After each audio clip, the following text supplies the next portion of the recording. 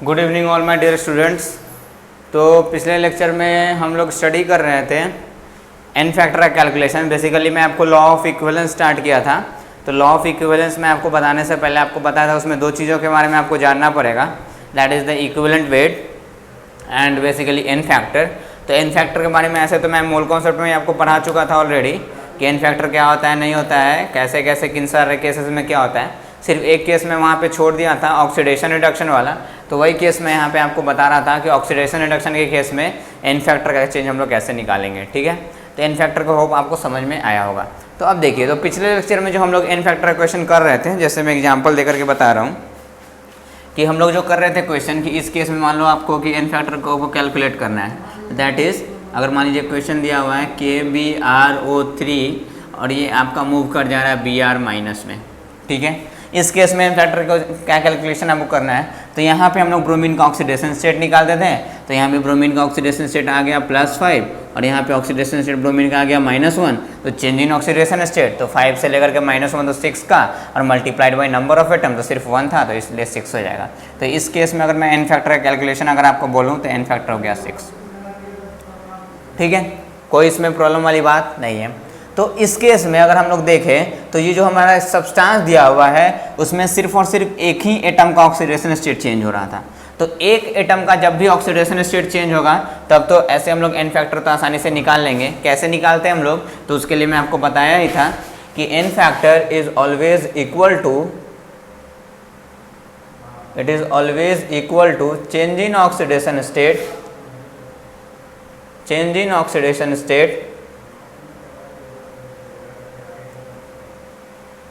Oxidation state multiplied by number of atoms present. कि किसी particular atom का कितना ऑक्सीडेशन स्टेट में चेंज हो रहा है multiplied by total number of atom present, उससे हम लोग उसका एन फैक्टर कैलकुलेट कर लेते थे। ये तभी वैलिड है हमारा, या ये तो ऐसे तो हमेशा वैलिड है, बट हम लोगों ने सिर्फ एक ही केस में स्टडी किया था कि जब सिर्फ और सिर्फ एक एटम का ऑक्सीडेशन स्टेट चेंज हो रहा था। बाकी पोटेशियम का क्या हुआ, ऑक्सीजन का क्या हुआ, ऐसा कुछ भी दिया हुआ नहीं है। आज हम लोग इसमें सेकंड केस करेंगे जब एक ही कंपाउंड में हमारा एक ही इक्वेशन में मोर देन 1 एटम का ऑक्सीडेशन स्टेट चेंज कर रहा होगा, देन उसमें एन फैक्टर कैलकुलेशन हम लोग कैसे करेंगे। ठीक है, तो अभी हम लोग सेकंड केस करते हैं। तो केस के बेसिस पे इसको स्टार्ट करते हैं हम लोग। ऐसा भी केस आता है हमारा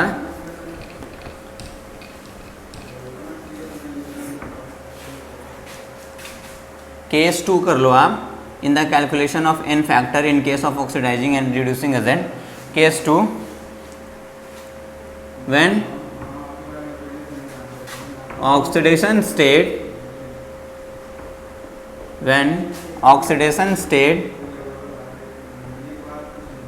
of more than one substance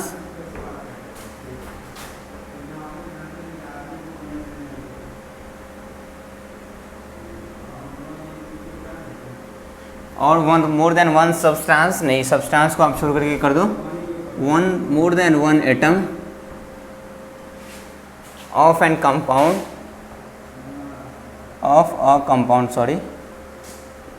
change.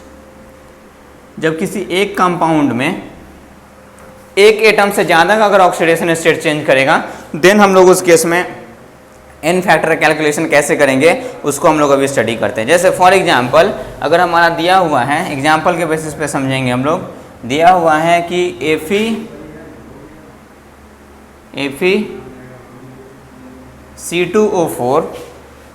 FeC2O4 ये आपका कन्वर्ट हो जा रहा है Fe3+ में और CO2 में।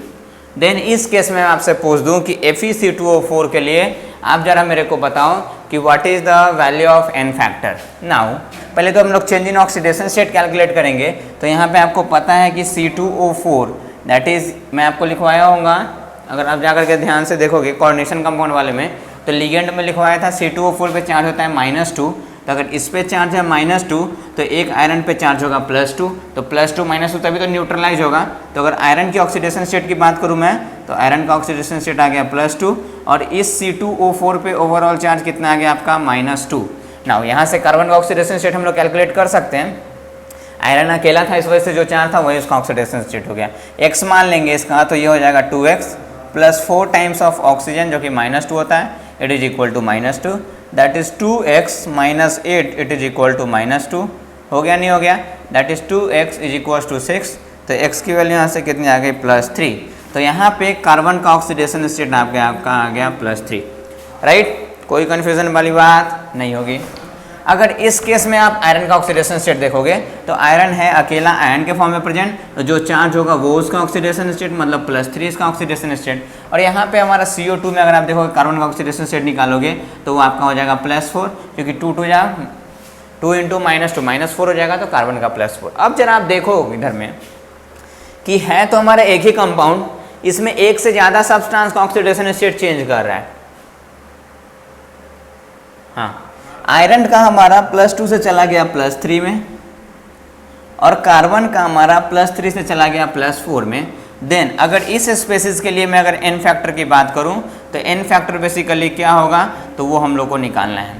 तो n फैक्टर कैलकुलेशन हम लोग कैसे करते थे, तो change in oxidation state multiplied by number of atom. तो अगर एक एटम का ऐसा हो रहा था तो हम लोग सिर्फ उसी के लिए लगा दे रहे थे। यहाँ पे 2 एटम का ऑक्सीडेशन स्टेट चेंज हो रहा है, तो क्या करेंगे हम लोग दोनों एटम के लिए लगा देंगे और आपस में क्या कर देंगे, सम कर देंगे। क्या मैं बोल रहा हूँ सो समझो आप। जैसे एक बार हम लोग लगाएंगे change in oxidation state for iron, तो that is change in OS, change in oxidation state of iron. ये इसको हम लोग मल्टीप्लाई करेंगे multiplied by number of iron atoms, जितना आयरन का एटम है। लेकिन सिर्फ और सिर्फ आयरन का ही तो ऑक्सीडेशन स्टेट चेंज नहीं कर रहा है भाई, कार्बन का भी चेंज कर रहा है, तो एक ही कंपाउंड के अंदर इसका भी चेंज कर रहा है, तो हम लोग ऐड कर देंगे। प्लस कार्बन के लिए फिर से सेम फार्मूला लगा देंगे, plus change in OS that is oxidation state of carbon multiplied by, carbon के लिए ले रहे हैं तो हम लोग नंबर ऑफ कार्बन एटम्स। आई बात समझ में? क्लियर? कोई बुराई वाली बात नहीं होनी चाहिए, समझ में आया बात? तो फॉर्मूला हमारा यही रहेगा, चेंज इन ऑक्सीडेशन। एक से ज़्यादा सामने 2 का हमारा चेंज किया, एक ही कंपाउंड के अंदर की मैं बात कर रहा हूँ, एक कंपाउंड के अंदर में 2 एटम का चेंज किया तो दोनों के लिए इस वैल्यू को निकाल करके जोड़ देना है। 3 का अगर चेंज कर गया, तीनों के लिए इस वैल्यू को निकाल करके जोड़ देना है, ठीक है। बस अब तो बन जाएगा भाई change in oxidation state of iron, तो 3 और यहाँ पे 2, तो चेंज कितना आ गया 3 - 2। और आयरन का एटम कितना है हमारा, तो एक ही है दोनों तरफ, क्योंकि सेम लेंगे ना, तो 1 plus change in oxidation state of carbon, तो यहाँ पे +3 यहाँ पे +4, तो यहाँ 4 - 3 तो 1 का चेंज हो गया। इन कार्बन एटम है कितना 2, इधर पे 1 है तो 2 बैलेंस करने पे आ ही जाएगा ना, तो यहाँ पे 2 तो इंटू 2, राइट। बस 3 - 2 that is 1, 1 × 1 that is 1, and 4 - 3 that is 1, and 1 × 2 that is 2, तो 1 + 2 that is n factor overall कितना आ गया उस कंपाउंड के लिए, तो n फैक्टर का वैल्यू आ गया 3। तो n फैक्टर का कैलकुलेशन कैसे करेंगे, चेंज इन ऑक्सीडेशन स्टेट पर एटम हम लोग निकालते ही हैं ऑक्सीडेशन स्टेट, तो हर एक एटम के लिए change in oxidation state multiplied by number of atom. जब एक ही एटम का होगा तब तो उसी को ले लेंगे, अगर एक से ज़्यादा का होगा तो सम करते चले जाएंगे। लेकिन ध्यान देना है कि वो जितना का भी चेंज हो रहा है सारा एक ही कंपाउंड के एटम्स का होना चाहिए, ठीक है। चेंज क्लियर, समझ में आई बात? तो इस टाइप में, तो ऐसे वाले में हम लोग क्या करेंगे, तो आगे में एक समेसन लगा देंगे। समेसन मतलब कि ऐसा ऐसा जितना वैल्यू आएगा सारे को क्या करते जाओ आप, जोड़ते जाओ। 2 के लिए है तो 2 के लिए इतना वैल्यू निकाल कर जोड़, तीसरा है तो उसको भी साथ में आप जोड़ दो, इस टाइप से। समेसन मतलब यही होता है कि चेंज इन ऑक्सीडेशन स्टेट एक एटम के लिए, फिर मल्टीप्लाई उस एटम के नंबर से मल्टीप्लाई कर दो। और भी है ऐसा टाइप का तो और भी करो, तो एक बार जैसे आयरन के लिए लगाएं, एक बार कार्बन के लिए। सपोज करो यहाँ पे ऑक्सीजन का भी चेंज हो रहा होता तो ऑक्सीजन के लिए भी एक बार लगाते, ठीक है। समझ में आ रही बात? तो फॉर्मूला ऐसा कुछ चेंज नहीं हुआ, फॉर्मूला इज द सेम, बस हम लोग को यहाँ पे एक्सपैंड कर देना है, राइट। जैसे हम लोग और भी एग्जाम्पल्स करते हैं।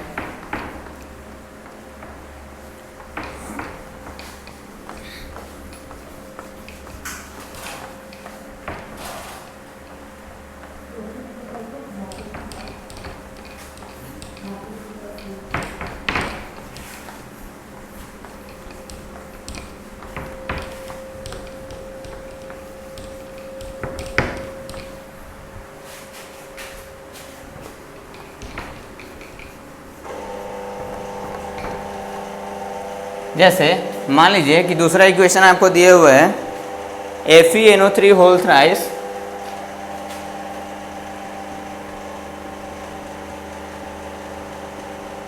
FeNO3 whole thrice decomposes into Fe2+ और NO। इस केस में आपको इसके लिए n फैक्टर की वैल्यू क्या होगी उसको आपको फाइंड करना है। पहले तो देखते हैं कितने टर्म का चेंज कर रहा है, 1 का कि 2 का।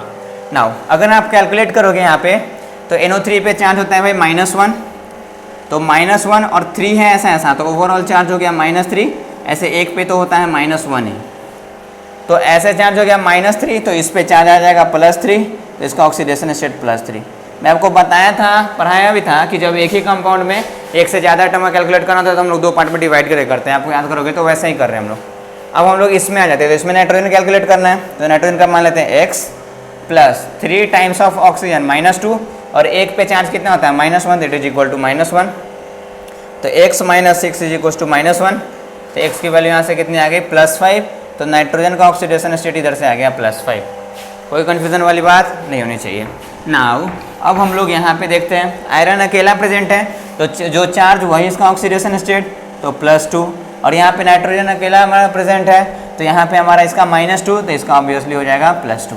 ठीक है, अब जरा आप देखो इस केस में हम लोग को इस कंपाउंड के लिए क्या कैलकुलेट करना है, एन फैक्टर। अब इस कंपाउंड में देखो आप, आयरन का ऑक्सीडेशन स्टेट था +3 जो कि चला गया +2 में, और इधर में नाइट्रोजन का था +5 जो कि चला गया +2 में, मतलब 2 सब्सटेंस का चेंज हो रहा है, सॉरी 2 स्पेसीज 2 एटम का चेंज हो रहा है। जैसे ही मोर देन 1 एटम का चेंज होगा तो हम लोग सम वाला एक्सप्रेशन यूज़ करेंगे, मतलब हर एटम के लिए निकाल के हम लोग क्या कर देंगे, सम कर देंगे। तो एन फैक्टर पहले हम लोग आयरन के लिए लगा लेते हैं, तो आयरन तो चेंज इन ऑक्सीडेशन स्टेट, इधर में 3 इधर में 2, तो चेंज कितना का हो गया 1 का, मल्टीप्लाइड बाय आयरन का कितना एटम है, एक ही, तो दैट इज 1 प्लस।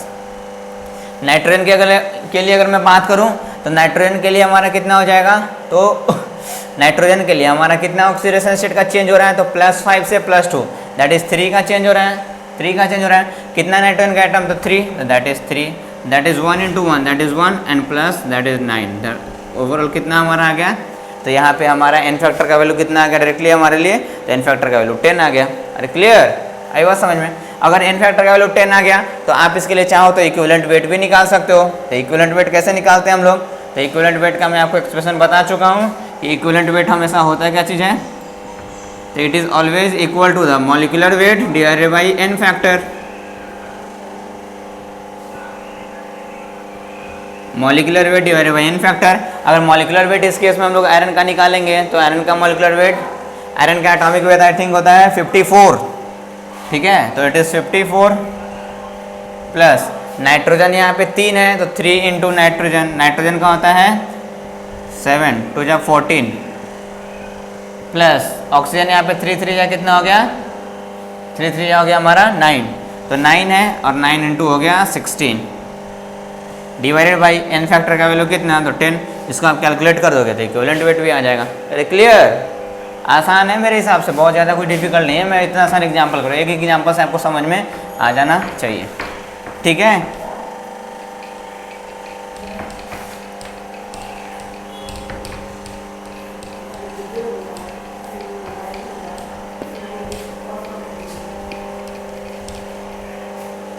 चलिए, जैसे मान लीजिए कि दूसरा है आपका क्वेश्चन ही आप लिख लो ऐसा,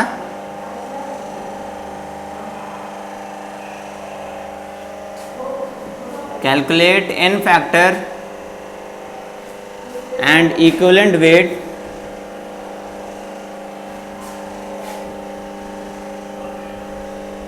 इन द फॉलोइंग। सारे केसेस में एन फैक्टर और इक्विवेलेंट वेट दोनों में को आपको फाइंड करने का है, ठीक है। आई बात समझ में,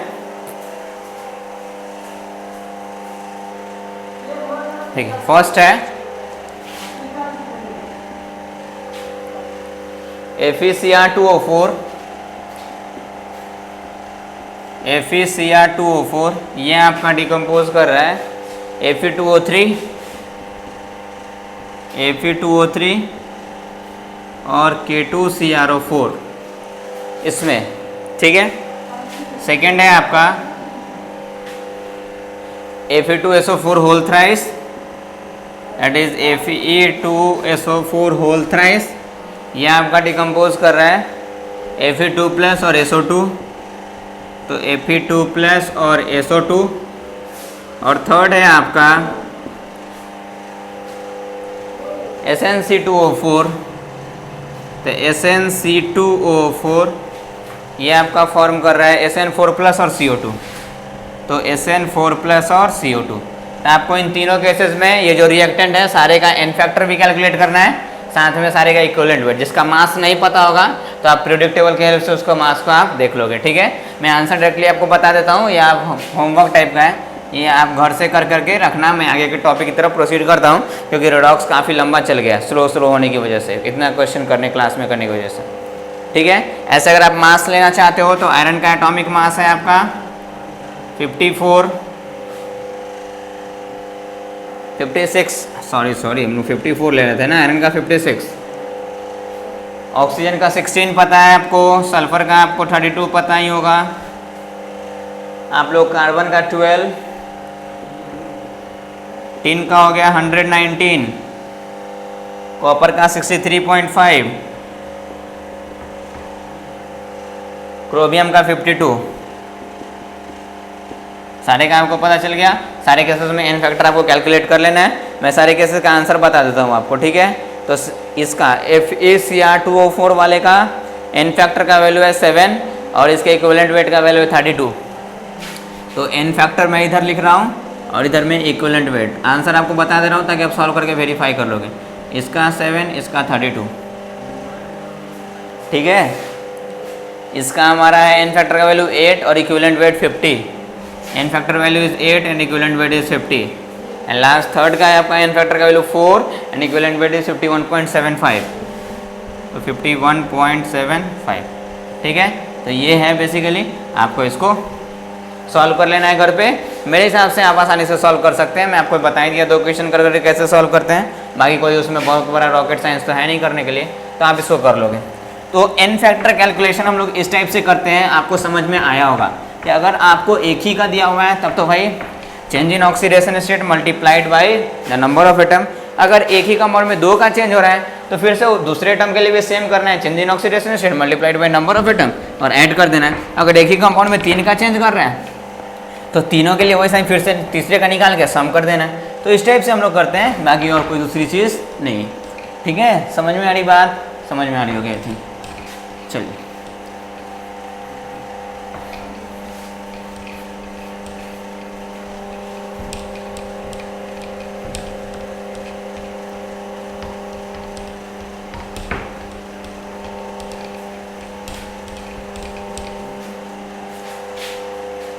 तो होप आपको ये सब सारे चीज़ें अच्छे तरीके से समझ में आ रहा होगा। चलिए अब हम लोग देखते हैं अपना वही लॉ ऑफ इक्विवेलेंस, कि लॉ ऑफ इक्विवेलेंस बेसिकली होता क्या है, नहीं होता है, ठीक है। चलिए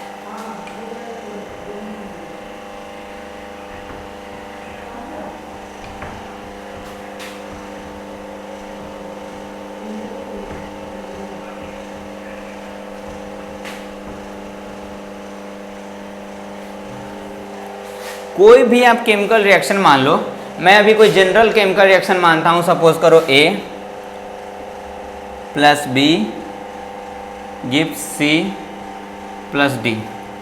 कोई A, B, C और D कोई भी केमिकल स्पेसिस हो सकता है, कोई भी एक केमिकल रिएक्शन इस टाइप का है। ये लॉ ऑफ इक्विवेलेंस क्या बोलता है? This law of equivalence simply states that, इसका सिंपल सा स्टेटमेंट ये है कि फॉर एनी केमिकल रिएक्शन, किसी भी केमिकल रिएक्शन के लिए ग्राम इक्विवेलेंट, आपको 2 चीज़ समझना पड़ेगा भाई। नॉर्मेलिटी जब आपको पढ़ा रहा था तो नॉर्मेलिटी का एक्सप्रेशन मैं रिमाइंड कराता हूँ आपको। नॉर्मेलिटी होता है number of gram equivalent of solute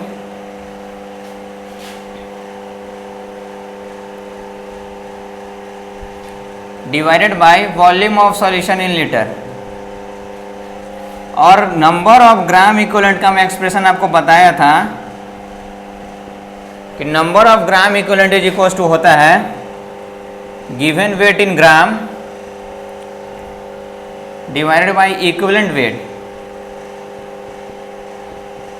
और इक्विवेलेंट वेट के लिए आपको मैं बताया था कि equivalent weight is always equal to molecular weight divided by n factor. तो ये इक्विवेलेंट वेट और ये नंबर ऑफ ग्राम इक्विवेलेंट दोनों अलग अलग है भाई। नंबर ऑफ ग्राम इक्विवेलेंट कैसे कैलकुलेट करते हैं? तो number of gram equivalent is always calculated ऐसे given weight upon equivalent weight, right. और इक्विवेलेंट वेट को हम लोग हमेशा कैसे कैलकुलेट करते हैं, तो molecular weight divided by n factor. तो अभी जो भी है एन फैक्टर के बाद में आपको इक्विवेलेंट वेट कैलकुलेट करवाना था, ये नंबर ऑफ ग्राम इक्विवेलेंट अलग है। तो लॉ ऑफ इक्विवेलेंस क्या बोलता है कि फॉर एनी केमिकल रिएक्शन, किसी भी केमिकल रिएक्शन में हर एक केमिकल स्पेसीज का number of gram equivalent equal होता है। क्या मैं बोल रहा हूँ, जैसे ए और बी इस दोनों की अगर मैं बात करूँ तो किसी भी केमिकल रिएक्शन के लिए हम लोग लिख सकते हैं number of gram equivalent, number of gram equivalent of A, it is must be equal to number of gram equivalent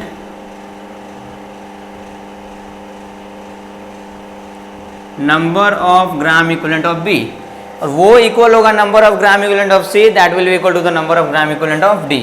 तो हर एक केमिकल स्पेसीज का number of gram equivalent, equivalent weight नहीं, नंबर ऑफ ग्राम इक्विवेलेंट हमेशा क्या होता है, सारे के लिए सेम होता है। This is basically the law of equivalence की according to this law the number of gram equivalent of each and every chemical species in a chemical reaction is equal. आप लिख सकते हो according to this law, the number of gram equivalent, the number of gram equivalent of each and every species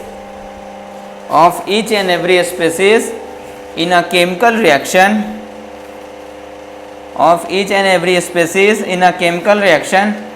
are equal,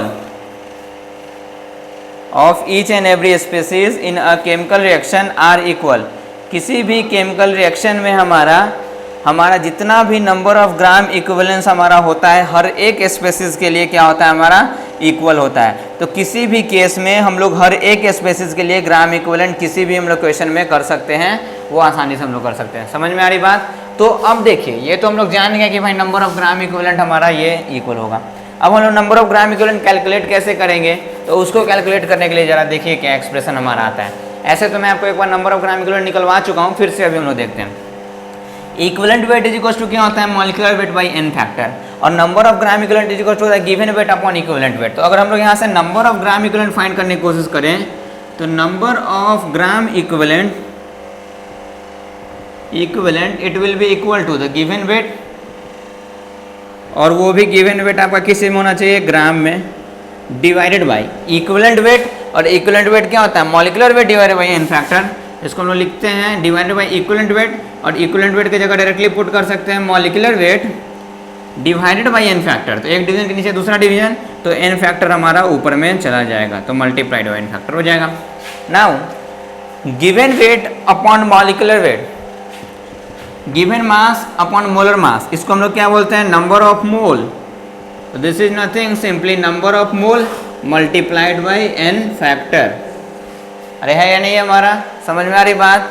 तो किसी भी case में हम लोग नंबर ऑफ ग्राम इक्विवेलेंट को कैसे कैलकुलेट कर सकते हैं, तो number of gram equivalent can easily be calculated as number of mole multiplied by n factor.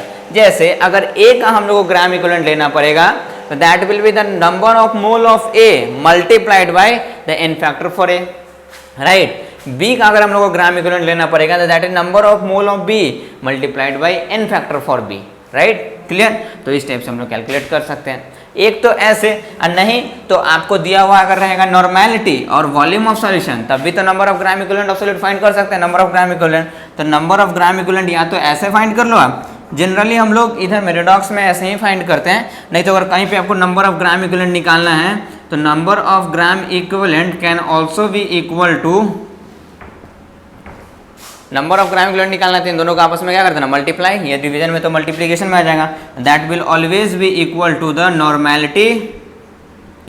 Normality multiplied by volume of solution in litre. तो ऐसे भी आप कैलकुलेट कर सकते हैं। ऐसे जरूरत हम लोग को सिर्फ यही पड़ता है, number of mole into n factor. जैसे ग्राम इक्विवेलेंट ए का निकालना है, तो mole of A into n factor for A, gram equivalent for B, तो mole of B into n factor of B. तो किसी भी रिएक्शन में हम लोग हर एक रिएक्टिंग स्पेसीज का हम लोग ऐसे इक्वल कर सकते हैं, ठीक है। ऐसे जनरली अगर हमारा दो रिएक्टेंट है तो एक ऑक्सीडाइज हो रहा होगा, एक रिड्यूस हो रहा होगा, तो एक जो ऑक्सीडाइज हो रहा होगा रिड्यूसिंग एजेंट, जो रिड्यूस हो रहा होगा ऑक्सीडाइजिंग एजेंट, तो हम लोग generally gram equivalent oxidising agent और रिड्यूसिंग एजेंट का बराबर करते हैं। इसका एप्लीकेशन क्या है तो इसे हम लोग क्वेश्चन अभी सॉल्व करेंगे। ठीक है भाई, बात समझ में आई? तो किसी भी रिएक्शन के लिए आप आराम से ग्राम इक्विवेलेंट इक्वेट कर सकते हैं। क्लियर? समझ में आ रही बात? आप इस एक्सप्रेशन को यूज़ कर लो। हमारा ज़्यादातर यूज़ होने वाला एक्सप्रेशन ये है, बाकी ये फॉर्मूला भी यूज़ कर सकते हैं जहाँ पे नॉर्मेलिटी दिया हो रहेगा एक और वॉल्यूम दिया हो रहेगा, तो उसका मल्टीप्लाई कर देंगे तो ग्राम इक्विवेलेंट एक का निकल जाएगा ना। क्लियर?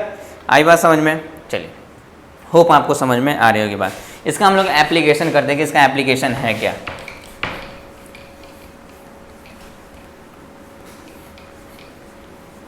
इस लॉ ऑफ इक्विवेलेंस से क्वेश्चन हमारा कैसा बनेगा वैसा हम लोग अभी देखते हैं। कॉपी कर लिया आप? होप कर लिए होगे आप।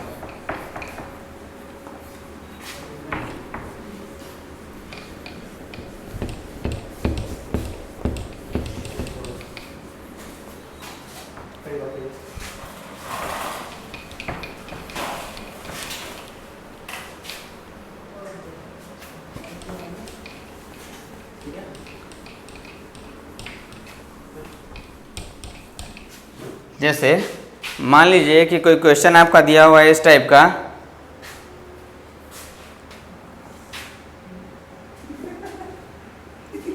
Calculate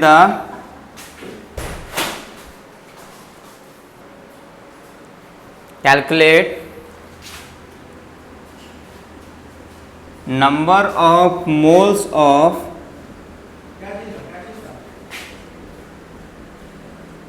KMnO4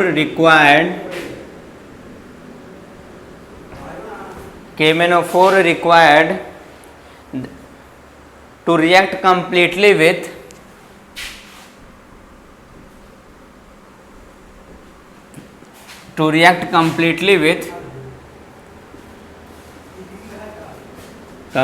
with 1 mole of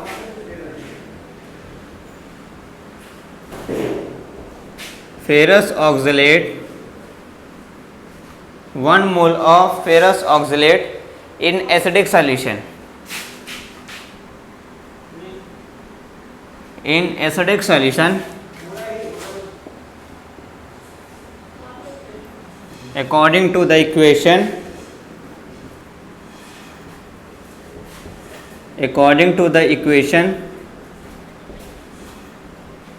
और इक्वेशन मैं आपको दे रहा हूँ। फिलहाल ये इक्वेशन तो मैं आपको दे रहा हूँ, लेकिन इक्वेशन हम लोग खुद से फॉर्म करना पड़ता है, वो मैं फॉर्म करना सिखाऊंगा। अभी वो नहीं सिखाऊँ, इस वजह से मैं क्वेश्चन दे रहा हूँ। मैं इक्वेशन खुद से दे रहा हूँ आपको। यहाँ पे सिर्फ मैं एप्लीकेशन बता रहा था, लॉ ऑफ इक्विवेलेंस जो भी हम लोगों ने पढ़ा। Ferrous oxalate FeC2O4 plus KMnO4, it will basically give Fe3 plus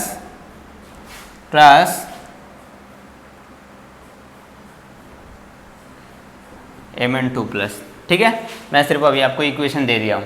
ठीक है, चलिए ये इक्वेशन भी हम लोग खुद फॉर्म करना पड़ता है, वो मैं आपको फॉर्म करना सिखलाऊंगा। अभी फिलहाल इस केस में हम लोग को निकालना है ना। तो फर्स्ट वर्क है हमारा कि एटम का हम लोग को देखना है ऑक्सीडेशन स्टेट, क्योंकि इस केस में हम लोग आसानी से चाहेंगे। तो देखिए दिया क्या क्या हुआ है, तो हम लोग को दिया हुआ है मोल्स ऑफ KMnO4 रिक्वायर्ड, मतलब इसका नंबर ऑफ मोल हम लोग कैलकुलेट करना है completely with 1 mole of ferrous oxalate. इसका 1 मोल दिया हुआ है in acidic solution according to the equation, और इक्वेशन भी दिया हुआ है, तो इसका मोल कितना होगा सो निकालना है। अब जरा देखो आप, ये इक्वेशन है, तो पहले तो हम लोग क्या कर सकते हैं इस केस में, ग्राम इक्विवेलेंट इसका और इसका दोनों का आपस में इक्वेट कर सकते हैं। लॉ ऑफ इक्विवेलेंस से तो यही तो हम लोगों ने पढ़ा है। तो यहाँ से हम लोग लिख सकते हैं number of gram equivalent of FeC2O4 it will always be equal to, number of छूट गया इधर में, number of gram equivalent of FeC2O4 it will be equal to the number of gram equivalent of KMnO4। लिख सकते हैं नहीं लिख सकते भाई? लिख सकते हैं। अभी तुरंत हम लोगों ने पढ़ा है कि रिएक्शन में सारे का ग्राम इक्विवेलेंट आपस में इक्वल होता है। अब number of gram equivalent of FeC2O4 उसका एक्सप्रेशन हम लोग क्या दे कहते हैं, moles, number of moles multiplied by n factor. तो इसके लिए लिख सकते हैं नंबर ऑफ मोल्स, तो स्मॉल n उसी को रिप्रेजेंट करता है, ऑफ Fe2O4 मल्टीप्लाइड बाई, इसके लिए जो n फैक्टर होगा ये n फैक्टर हो गया, it will be equal to number of gram equivalent of KMnO4। तो इसके लिए लिखेंगे तो क्या लिखेंगे, number of moles of KMnO4 multiplied by the n factor for KMnO4। होएगा नहीं होगा भाई, यही होगा। नाउ हम लोग को दिया क्या हुआ है जरा देखो आप, 1 mole of ferrous oxalate is this, इसका मोल दिया हुआ है, मतलब ये वाला वैल्यू दिया हुआ है। निकालना है number of mole of KMnO4, तो ये निकालना है। तो KMnO4 के लिए n फैक्टर निकाल लेंगे, FeC2O4 के लिए n फैक्टर निकालेंगे, पुट कर देंगे तो हमारा ये वाला वैल्यू कैलकुलेट नहीं हो जाएगा क्या? हो जाएगा। तो हम लोग पहले n फैक्टर निकालते हैं, और n फैक्टर तो मैं आपको निकालना बता चुका हूँ ऑक्सीडाइजिंग रिड्यूसिंग एजेंट के केस में, जिस केस में ऑक्सीडेशन रिडक्शन हो रहा होगा, that is a change in oxidation state multiplied by the number of atom. तो आयरन एक है, मैंगनीज एक है, कोई प्रॉब्लम नहीं भाई। तो यहाँ पे अगर आयरन का ऑक्सीडेशन स्टेट हम निकालें, तो अभी आपको थोड़ी देर पहले इस कंपाउंड में निकालना था, तो आयरन का ऑक्सीडेशन स्टेट +2 है, और यहाँ पे आयरन का ऑक्सीडेशन स्टेट +3 है। यहाँ पे मैंगनीज का ऑक्सीडेशन स्टेट +1 - 8 दैट इज +7 हो जाएगा, और यहाँ पे मैंगनीज का ऑक्सीडेशन स्टेट +2 है। नाउ n फैक्टर अगर हम लोग FeC2O4 के लिए निकालने की कोशिश करेंगे, तो n फैक्टर अगर उस केस में देखेंगे तो n फैक्टर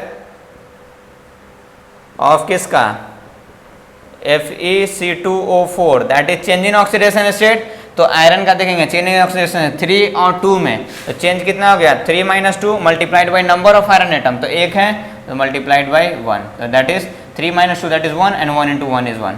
और सिमिलरली अगर हम लोग n फैक्टर फाइंड करने की कोशिश करें KMnO4 के लिए, तो n factor of KMnO4 it must be equal to change in oxidation state of manganese, तो 7 से +2, तो 7 से +2 मतलब घट गया कितना, 5, that is change is 5 into number of atom, तो मैंगनीज एक ही है, तो 5 × 1 दैट इज 5। आप देख सकते हो एक सब्सटेंस यहाँ ऑक्सीडाइज कर रहा है, दूसरा रिड्यूस कर रहे हैं, ये +2 से +3 में चला गया, मतलब ऑक्सीडाइज कर गया, तो +7 से +2 मतलब रिड्यूस कर गया ना, तो ऑक्सीडाइजिंग रिड्यूसिंग हमारा रिएक्शन हो गया, ऑक्सीडेशन रिडक्शन मतलब रिडॉक्स रिएक्शन। अब इस केस में पुट कर देंगे, number of moles of FeC2O4 दिया हुआ है, 1 मोल ऑफ FeC2O4, तो इसका वैल्यू 1 दिया हुआ है, और FeC2O4 के लिए n फैक्टर हम लोग निकाला 1, that is equal to into 1, it will be equal to number of mole of KMnO4 find करने को है, तो हम लोग पुट कर देंगे number of moles of KMnO4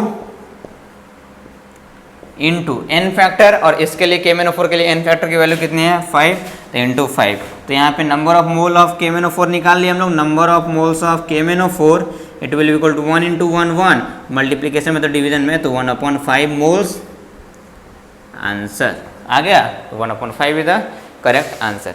clear, आई बात समझ में? तो इस टाइप से हम लोग आसानी से क्वेश्चन को सॉल्व कर लेंगे, ठीक है, कोई प्रॉब्लम वाली बात नहीं होनी चाहिए आपको, ठीक, समझ में आ रही बात? तो इस टाइप से हम लोग सॉल्व कर लेते हैं।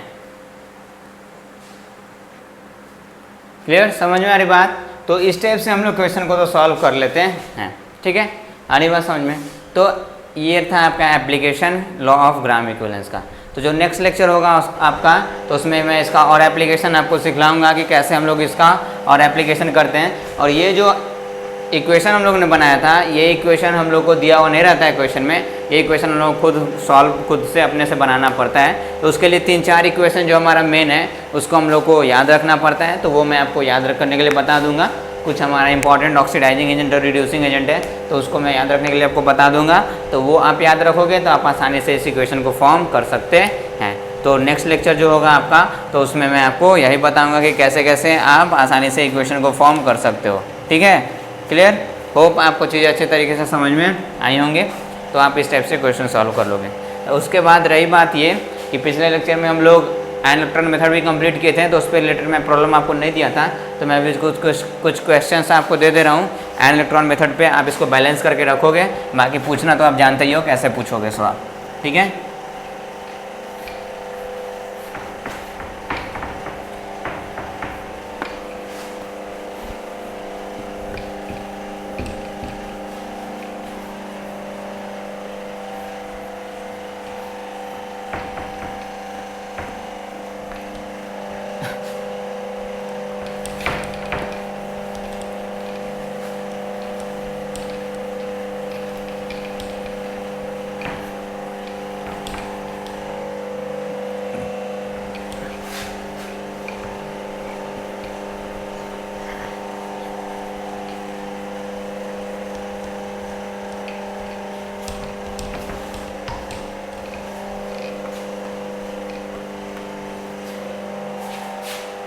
क्वेश्चन कुछ आप लिख लीजिए, बैलेंसिंग वाला जो मैं आपको दिया था, मतलब देने वाला था, सॉरी। चलिए, क्वेश्चन है balance the following reaction, balance the following reaction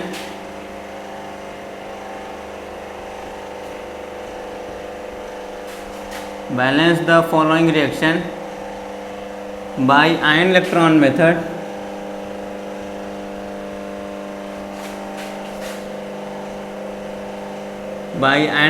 method और फर्स्ट है आपका in acidic medium.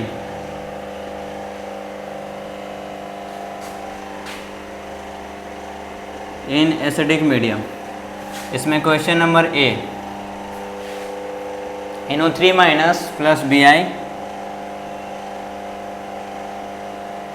NO3 minus plus Bi gives Bi3 plus plus NO2,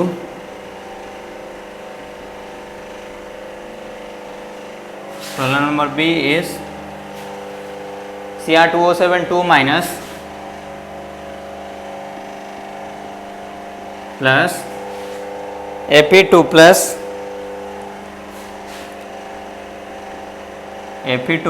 gives Fe3 plus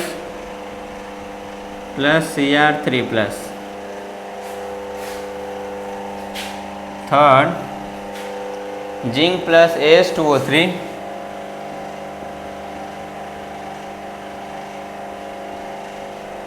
gives AsH3 plus Zn2 plus।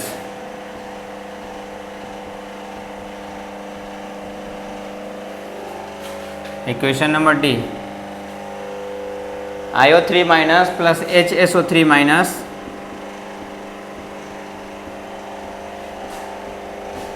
gives SO4 2 minus plus I minus.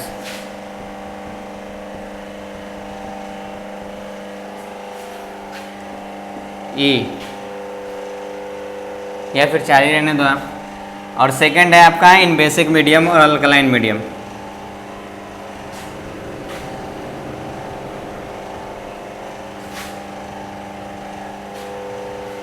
Bi2O3 plus OCl minus gives BiO3 minus plus Cl minus.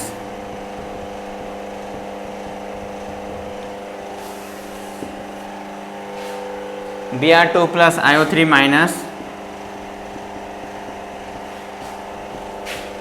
gives IO4 minus plus Br minus.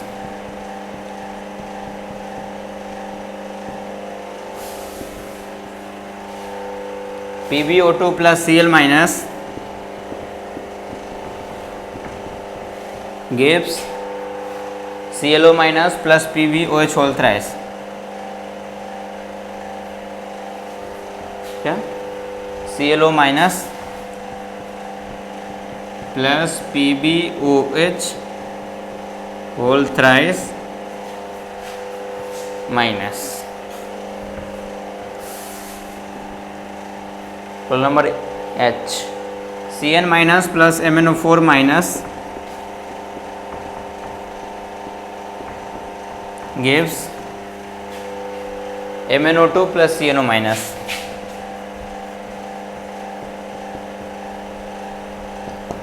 Clear? तो आप इन सारे question को भी solve करोगे और solve करने के बाद आप बैलेंस तो चेक कर ही सकते हो, बैलेंस हुआ कि नहीं हुआ, और फिर आप नहीं अगर हुआ तो आप पूछोगे मेरे से पर्सनली। ओके, चलिए तो ठीक है। तो होप आप अच्छे से स्टडी कर रहे होंगे, अच्छे से कीजिए, प्लीज़ मेहनत कीजिए। ठीक है, थैंक यू सो मच।